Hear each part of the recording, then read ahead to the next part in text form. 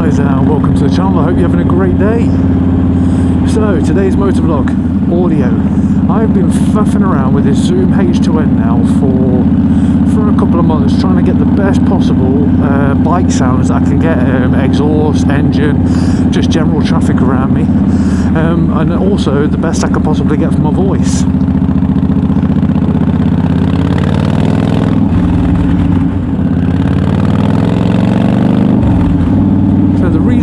The H2N initially was because I can have a lav mic plugged in, which is the mic that's in my helmet, and I can also record using the speaker, using the microphone, sorry, actually on the mic. The mic's got a surround sound, so it's got two at the front and two at the back, so you can record a surround sound, but when you plug an external mic in, like this one that I've got in my helmet, only one side of it works. So I came to the conclusion that if I have this mic, this audio recorder even, I can record the audio plus get decent exhaust audio as well.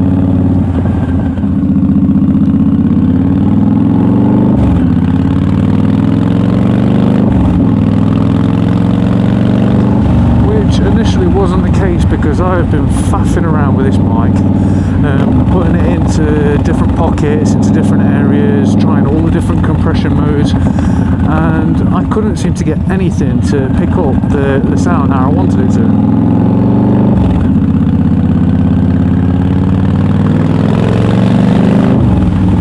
So anyway, I was faffing around watching on YouTube, and I saw a guy on there. All he wants to do is get exhaust audio similar to RJ. I didn't want exhaust audio like RJ, but I wanted to be able to pick up clear ambient sounds from the bike without having lots of wind. Anyway, he had a rucksack on and he was trying it in all the different pockets. Anyway, he found some settings that worked for him. I tried the settings for myself and no, they were crap. They didn't work great at all. But where he put the mic worked brilliantly. I have now got the audio recorder behind me. It is just on the inside of my jacket, between the back protector and the material of the jacket.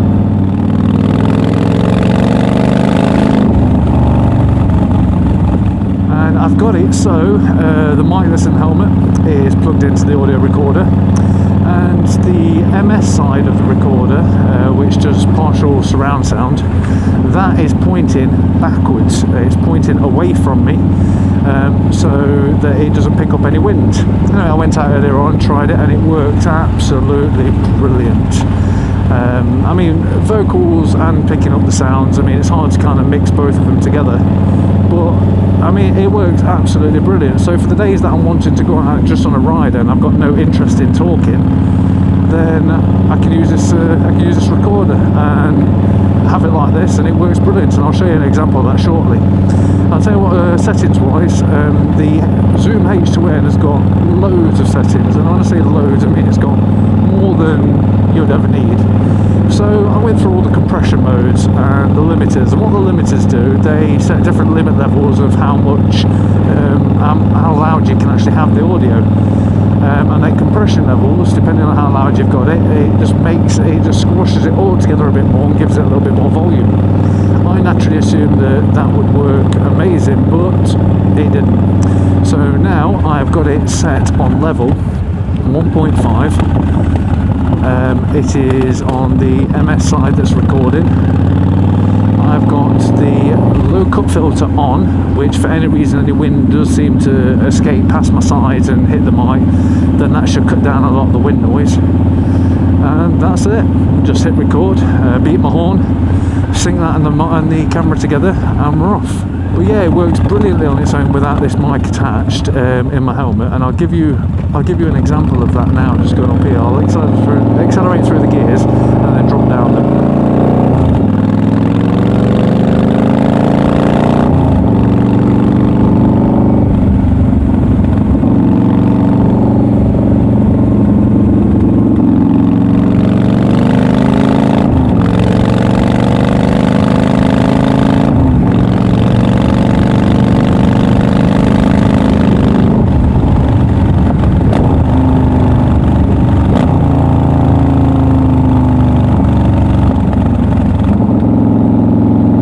there was just a quick example of the audio recorder behind me, and I had the mic in my helmet turned off for that, just so you could hear what sort of sounds it actually captures.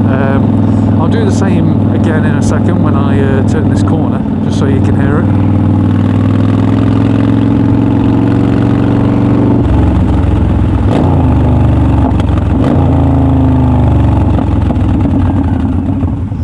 Yeah, it worked. I mean, I tried it earlier on when it was raining, and it worked absolutely brilliant. I'll tell you what I do editing wise. As soon as I took it into Final Cut Pro, I took a compressor on there just to make sure it's all quite loud, and then I put a noise gate on it. And what I set the noise gate at whatever the lowest peak is that I'm obviously sitting at now, whatever the exhaust is rumbling at. I set the noise gate a little bit below that, then any noise quieter than the exhaust, it cuts out. So loud traffic it will still pick up, but as far as just general people talking, walking past, it won't pick none of that up at all. I had to adjust the mic slightly in my helmet to bring it closer to my mouth, just because I was having to talk louder and it was still picking up a lot of sounds that I didn't really want it to pick up. So as I said, this light will be going to green in a second. I'll turn this mic off in my helmet and show you what it sounds like just with the recorder on my back.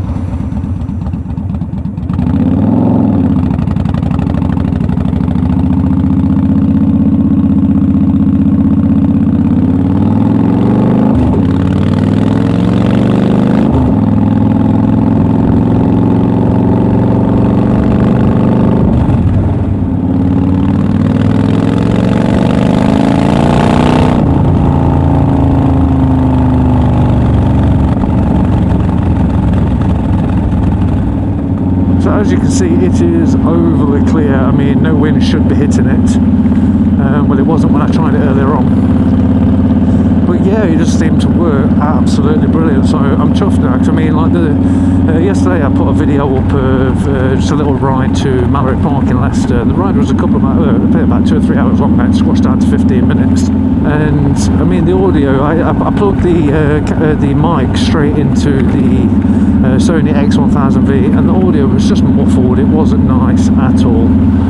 It's just unless you can justify the time that goes into it, it can be a bit of a pain in the arse. But literally all you do is once you're ready to start, you start your camera, and then you turn on your mic or mics or whatever you've got. You turn it on, press record, and then you press beep on your horn. And what the beep does, it creates quite a loud spike in the audio file of the video and of the recording as well. So then when you put it into your editor, generally you see your video with a waveform underneath, and the waveform is of all the audio, and then you drag your external audio recorder, the MP3 or WAV file that you've used, you drag that underneath it. And then all you have to do is match up the two spikes and then mute your video audio, and then you've got a perfect synchronization.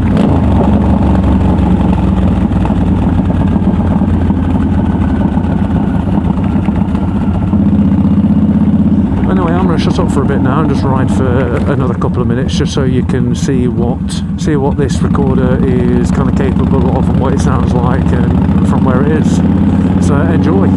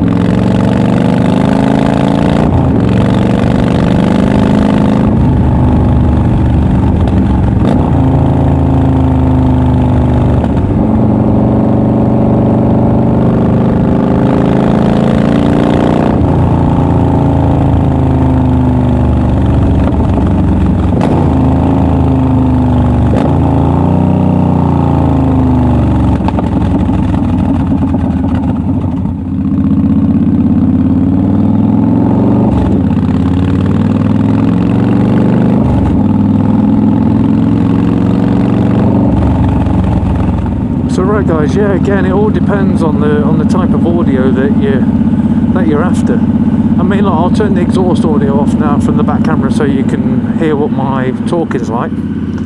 I mean, most vloggers are happy like this. They're happy with just the sounds that they can hear, or they just want simple.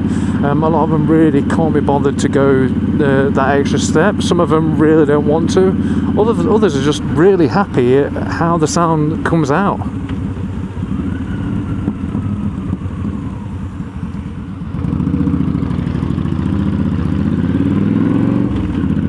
But then again, there's others like myself that always seem to want more. And I'll put the exhaust sound back on now. Right, so how that's coming out now, I am overly happy with. And I think from now on, I'll start doing all my videos like this. The only time that it will be different is when I'm just using the camera as kind of like as a dash cam sort of thing, as a black box or whatever you want to call it. When I'm not planning on a motor vlog, and then the mic will be plugged directly into it. But apart from that, for planned motor vlogs or days out, or when I plan to actually go out and do a video, then I'll be using the recorder. I've got it set up now. Because I mean, now you can hear the exhaust now. You don't get that from any other setup that I've tried, and I've got multiple different recorders and I've tried quite a few different things.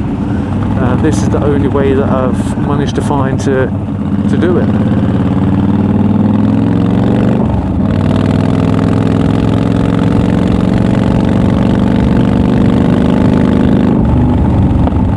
Anyway, I just thought I'd show you what it is that I'm going to be doing from now on and how I've kind of gone about it. I'm going to cut the helmet audio off now and just have the recorder on until I get home. So don't forget, if you did like the video, to give it a thumbs up and subscribe. If you want to see any more of the videos, click on channel and click videos and they're all there. Right, take care all, have a good day and ride safe.